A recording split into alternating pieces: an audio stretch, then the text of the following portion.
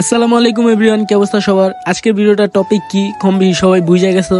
আসলে সারাদিন রোজা রেখে বন্ধুদের সাথে ইফতার করার যে কিরকম একটা মজা, সেটা যারা করছো কিংবা করার প্ল্যান করছো তারাই বুঝবা। তো এই ভিডিওটা তাদের সাথে শেয়ার করো, তাদেরকে ট্যাগ করো যাদের সাথে এই রমজানে তোমরা ইফতার করতে চাও কিংবা ইফতার করার প্ল্যান চলতেছে।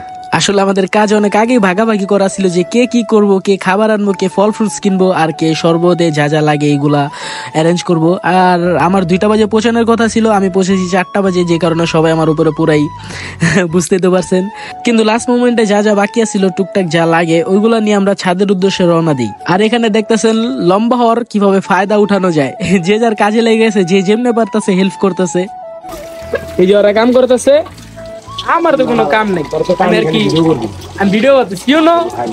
কি আয়োজন হচ্ছে আমাদের এখানে আপেল আছে, আমাদের মালটা আছে, এখানে আমাদের মহব্বতের শরবত আছে, এখানে হিরাজিলের স্পেশাল খিচুড়ি রয়েছে, এখানে আবার শিক্ষাভাবের ব্যবস্থা আছে, আবার ডিম চপও আছে।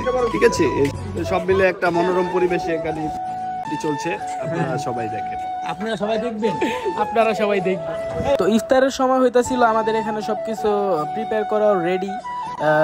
ইফতার থালিও আমাদের রেডি, কে কোন জায়গায় বসে খাইবো সবার জন্য এখানে ইফতার সাজানো হইতাছিল। সবাই অনেক ব্যস্ত ছিল ভাই, আর যারা ব্যস্ত ছিল না তাদেরও দেখানো। যেমন আমি একটু ব্যস্ত ছিলাম না, আমি সবসময়ের মতো কোনো কাম করিনি। আমি সবসময়ের মতো কোনো কাম করতেছি না। আজানের সময় হয়ে গেছে, সারাদিন এত খাটাখাটনির পর যখন সব ফ্রেন্ডসরা মিলে এভাবে ইফতার করতে বসবো তখন যে কি পরিমাণ একটা শান্তি লাগবে।